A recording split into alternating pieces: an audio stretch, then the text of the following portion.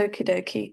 So, yeah, I'm just really glad that you all managed to join. I want to run this workshop because every sort of year when Ramadan comes along, I see kind of the same sort of thing happening because everything's changing. Your sleep routine changes, your eating changes. Um, but you still go to school, you still have exams and whatnot going on, especially because we don't live in a Muslim country and everything goes on in the exact same way. The deadlines, they don't move, your responsibilities, they don't just disappear. And that's when a lot of things just start to feel a bit overwhelming. And in this time, a lot of students feel like either your revision or your exam stuff suffers, or your worship and your ibadah and all of that suffers. Okay? So I'm not here to tell you what to do or anything. It's not about saying that you should be doing more of this or more of the other. It's honestly just it's your Ramadan and it's all up to you. But it's just about giving a little bit of guidance, because some of you might want to prioritize your ibadah, and you might be going to Taraweeh, and you might be you might want to do a khatam of the Quran, but then you also have your exams and you have your mocks. And in previous years, people have had their final year exams for their GCSEs and A levels during this time. So this is just about helping you align the two things and not sort of compete or anything.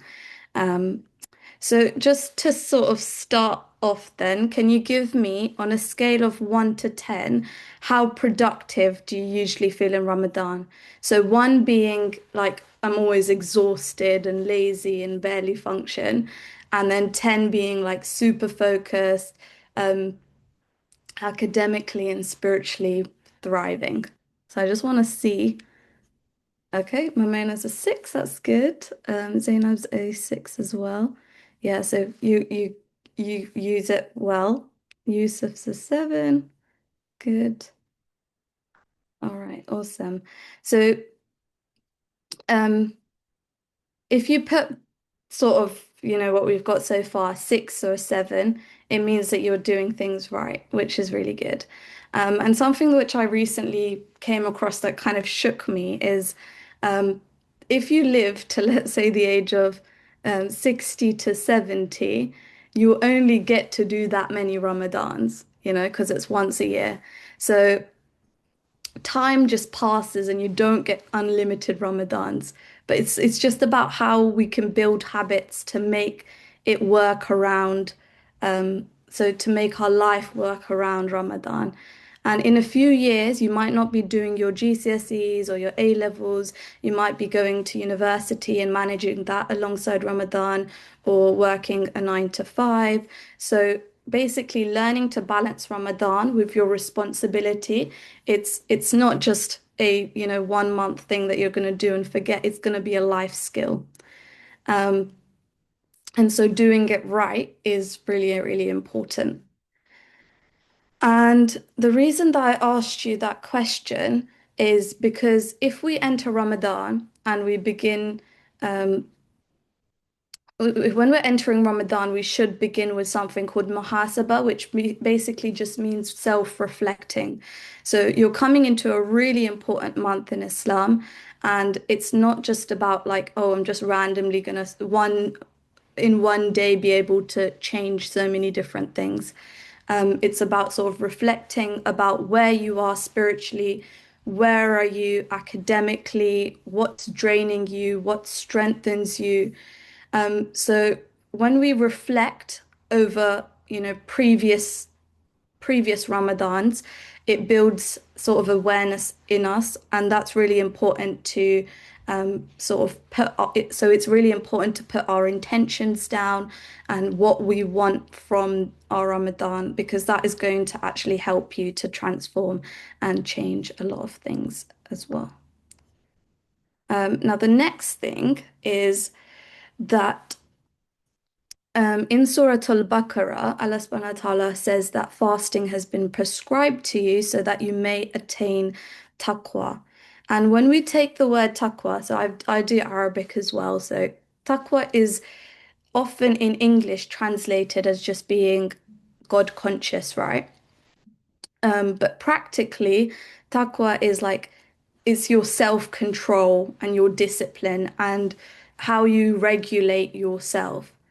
Now, when you think about this, when you're fasting and you're hungry and you're not eating and you're thirsty and you don't drink, what that does is, or what that is it's delayed gratification. That should say delayed.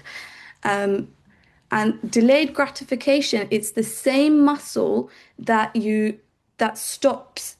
So what it is that it's it's stopping yourself from doing something that you want to do and forcing yourself to do something else, right?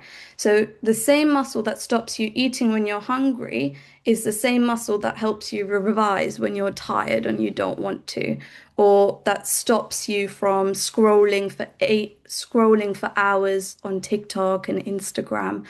That same muscle, so fasting is like a training ground for us. It's like it's the same thing, yeah. And it's Ramadan is training you. The word here, improving focus and cognitive power. So something that I did in my teacher training was looking deeply into what cognitively means. So it means mentally. So fasting is going to mentally improve our focus, our impulse control, our time awareness, our self-discipline. And those are literally your academic powers or academic superpowers, right?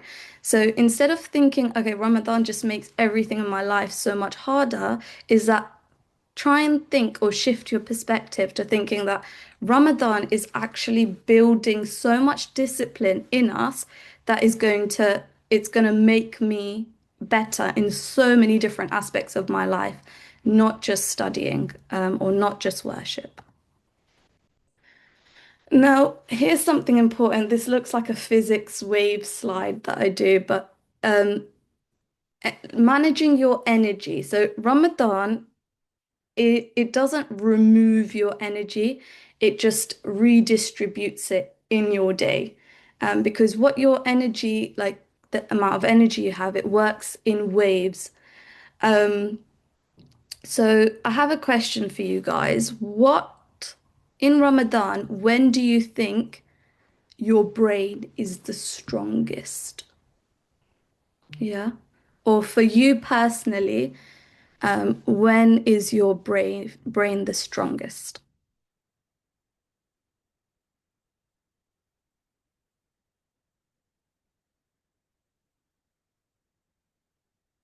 Okay, so we've got the last 10 nights or when I'm sleeping. Okay. The morning. Yeah, mine for me as well. It's the morning. Good. All right, so I'm gonna speak. What else have we got after iftar? Okay, that's interesting. Because I guess you've just eaten late morning, early afternoon. Okay, that's different. I'm gonna say Momona. Okay. So so let's start with suhoor or after suhoor till about 9 to 10 a.m. So this is my personal favorite time. I don't know if it is for a lot of other people, but after suhoor, or after fajr, sorry, your brain is fresh, your glucose levels are stable. If you've had a good, healthy suhoor, um, trying to study in this hour can really, really help you. And the Prophet ﷺ actually made a dua for barakah, which will come on to what that means in the early morning. So this is not time to just scroll or relax. This is actually a power hour. And if you in this time do your hardest subject, because you've just had suhoor, it's usually a really good idea to do the harder part of your revision, or the harder part of your studying in this time frame. So, past paper questions and so on. Then the second part is a midday. This is usually when you'll be at school anyway. So, you'll be attending lessons and perhaps listening, trying to listen actively, doing some light consolidation. And then the late afternoon is usually when your energy dips. So for Mimona, this worked for you, which is fine. But usually this is when you have to force yourself to do stuff. So if you're going to choose for your study time to be like sort of 4 p.m., then this is going to be a little bit harder in most cases. So what if you want to do it still, you could just do some passive stuff. So if you're watching a video, listening to something recorded, or just reading through notes and flashcards, that's a good time. And then after iftar, again, it's better for the lighter part of your revision. Um, so doing one focused hour is a good idea, and also not overeating. Overeating shuts you down a lot more. Um, so this is just sort of looking at the energy times, the energy according to the times. Okay, the next thing is looking at Sunnah and science. So everything that I've spoken about so far, this isn't all random. So a lot of it is actually rooted in the Sunnah. And the Sunnah, if you're not sure, is just the way of the Prophet ﷺ, what he did, and all of that. And what's really beautiful is that what modern science has now proved, it keeps catching up to what the Prophet ﷺ taught us about 1400 years ago. So we can look at a few practical things as well. But first, I would like to just introduce two different books that I have read through. And it's completely changed the way that I have thought about productivity. And a lot of it's influenced me doing this particular workshop as well. And the first one is Atomic Habits. And there's a few other books like Atomic Habits you might have heard of, like Deep Work, Power by Habit.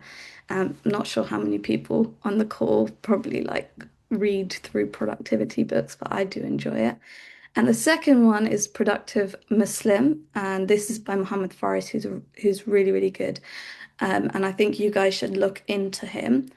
So this book here is written from a purely scientific perspective, and then this one is looking at the science as well, but it's rooted more in the Quran and Sunnah. And when you read them sort of side by side, they say very, very similar things. Now, Atomic Habits, um, in the book, so it's got James Clear is who's the author of it. He talks about um, how uh, you don't actually rise to the level of your goals. You fall to the level of your system. So, for example, let's say you want to finish the whole Quran in Ramadan. You can't finish the whole Quran in Ramadan unless you build a system of, okay, after Fajr, I'm going to read 2 pages, and then after Maghrib, I'm going to read this many amount of pages. Or instead of saying, okay, I want to get all grade nines in my GCSE, you, instead of just saying that and having that as a goal, you need to build a system. So, how are you going to get that? What are you going to do every single day to be able to get that? And how are you going to do it, like how are you going to do it in advance? How are you going to set your schedule? And so what he explains in his Productive Muslim is that the Prophet ﷺ, he already said that the most beloved deeds to Allah are those that are consistent, even if they are small. So this is looking at habit science, but this is what Islam's already told us before modern psychologies like ever existed. And in the Productive Muslim, the the author, he talks a lot about barakah, and I'll come on to what barakah actually is. But he talks about, protecting your early mornings, aligning your schedule with what's more important, which is salah, and then managing your spiritual health and then your physical health and your mental health all together in one go. And again, so modern science, it tells us, your mornings are the strongest, multitasking is not good for productivity. You should rest, it increases your performance. But then Islam has already got this in place, and we'll see how. Um, okay, so the first thing that I keep speaking about, so I'll just, show you this, is the barakah hour. So I've mentioned this a few times, but basically your brain is usually the strongest in the early morning. Okay. I'm not saying this is a universal rule for every single person, but for most of us, it is stronger because um, in this hour, your memory is stronger, you can make clearer decisions. Usually there's less distractions, less going on in the house because not everyone's awake. And the Prophet ﷺ actually made a dua that, oh Allah, bless my ummah in the early mornings. And for most people, like looking at this from the cognitive science perspective, your prefrontal cortex, which is the front part of your brain, is a part that's responsible for focus and discipline. That is usually the best earliest in the day. So if you're going to do your hardest thing, or your hardest subject, do it first. Do it after Fajr. Okay, don't do it at 11 p.m. 11 p.m. in the night when all your willpower, all your day's gone, when you're just exhausted.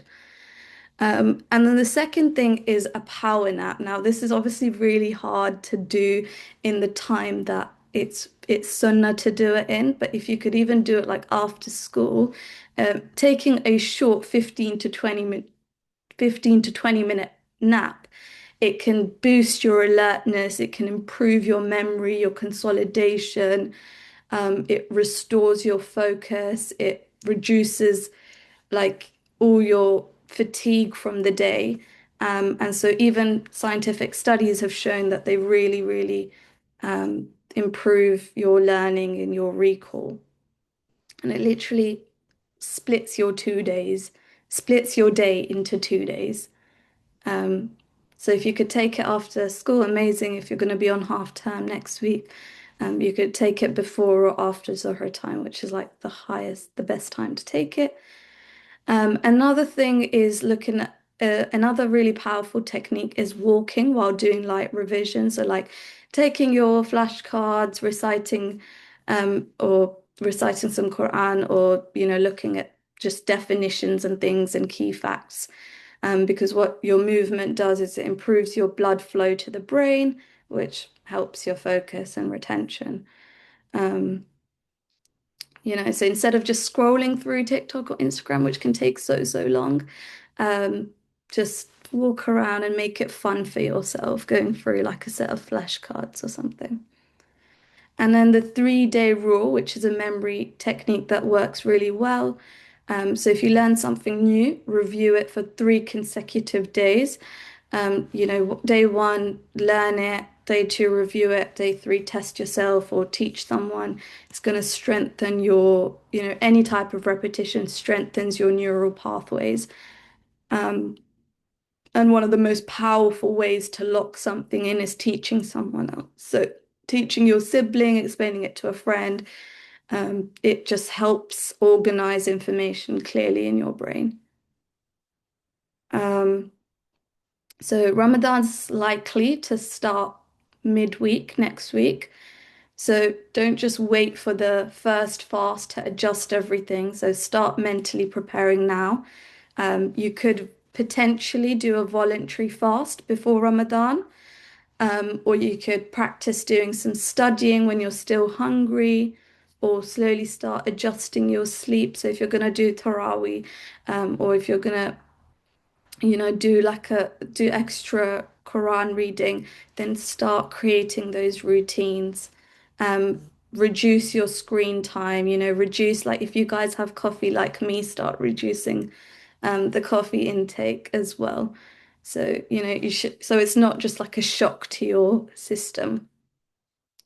We're just going to speak quickly about food as well. So make sure your suhoor, so that's your before Fajr, is not optional. You make it compulsory because it's like if you skip it, it's like starting an exam or something dehydrated to start with. So for suhoor, it doesn't need to be super heavy, which I know is like common in a lot of South Asian households. It could just be dates and water, or dates and milk, or eggs and yogurt and nuts, some good protein, or slow releasing carbs as well. And then for iftar, I'd avoid, heavy fried foods and sugary cereals for suhoor as well, actually. And then just sort of skipping it completely.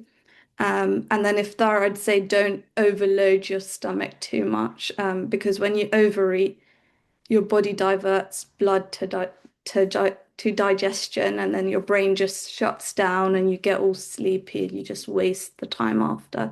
So just having a balanced plate of food, and lots and lots and lots of water is a good idea. Um, so let's talk about some strategies. We had a whole strategy session um, about 2 weeks ago, but I'd say Ramadan is not the month for just passive studying, so just reading notes or watching long videos or multitasking. Try and use active recall, past paper questions, especially if you're in your final year GCSE or A level, 45-minute focus sprints, and then teaching someone else, or um, just try and remember as well. It's more about your quality than quantity. Um, and also having sort of two focus sessions is a lot better than doing a 4 hour sit down and doing revision. I've said that a lot of times before as well. So you just hear me repeat myself if you come to a lot of my lessons. And then if you're in school, a good thing to maybe do is do at least one focus block before school, and then a light review after, and then one focus block after. So two focused hours. And when I say focused, it's without your phone, without distractions, I think is enough for during your like school time. And then you've got February half term, which is starting next week as well. This is a great time to prepare for Ramadan, and also you'll have some of Ramadan within this. So it's a good adjustment period for you guys, which you're lucky to have.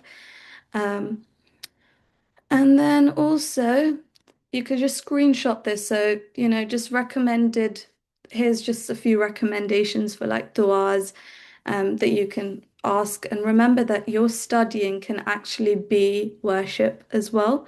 So if you start with an intention, for why you're studying, and maybe make that intention like I'm going to study this so that I can grow up and get a good, like an amazing job, and be a benefit for the ummah, or I can, or whilst you're studying, just remembering Allah through a dua like Rabbi zidni ilma.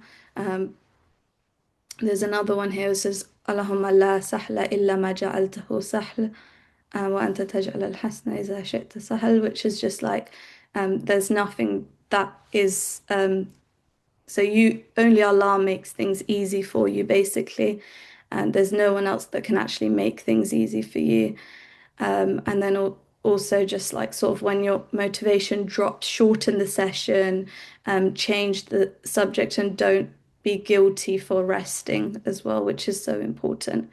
So I do have like a Ramadan sort of challenge for you guys, which is basically to try and do, if you're in your final year of GCSE or A level, try and do at least two subjects, and choose maybe 2 to 3 daily revision slots.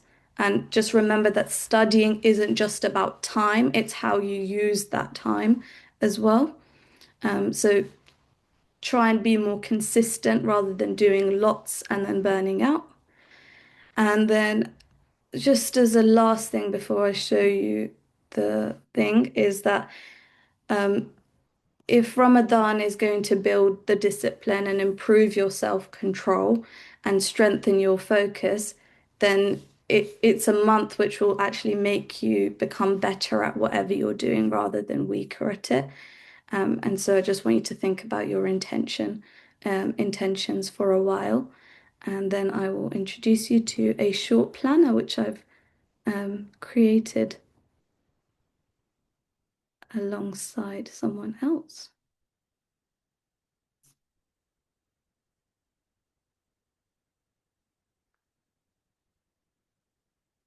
Okay, so I'm going to give you guys it's turned out to be shorter than I've expected, which is fine. But I'm going to give you guys this sort of this Ramadan student companion, which I do want you guys to use as much as you can. It's basically, I did want to print it, but it just ended up being quite expensive. So I wanted to give you guys printed copies. But what you could just do now, that it's not a printed copy unless there's a way for you guys to do it, is just maybe print out a few pages and then follow that same structure.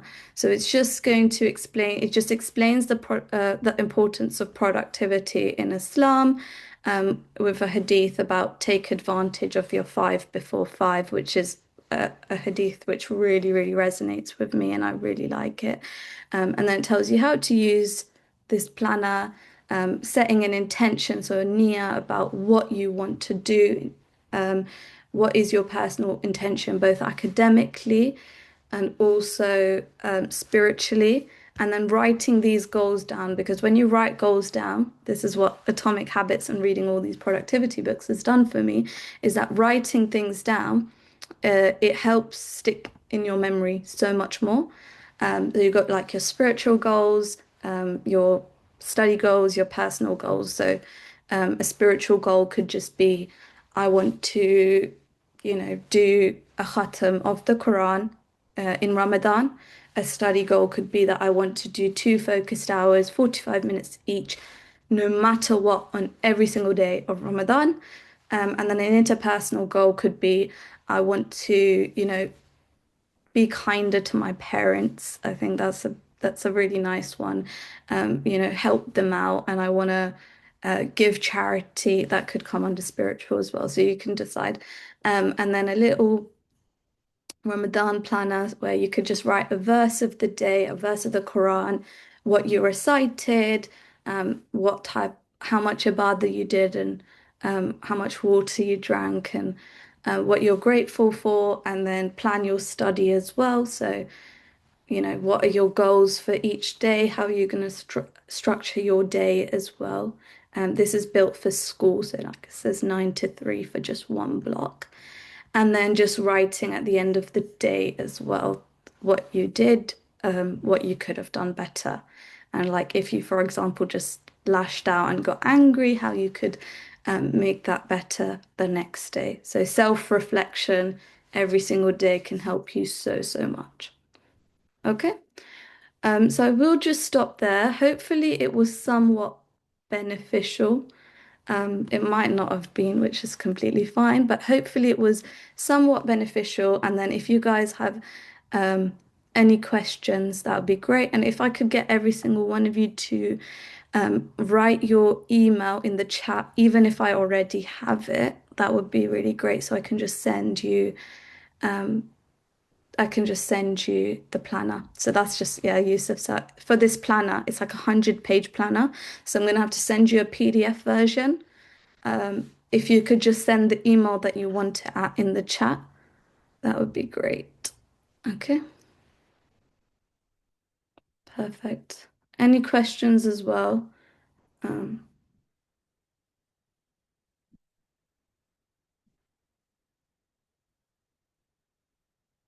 okay, I'll just pause the recording there as well.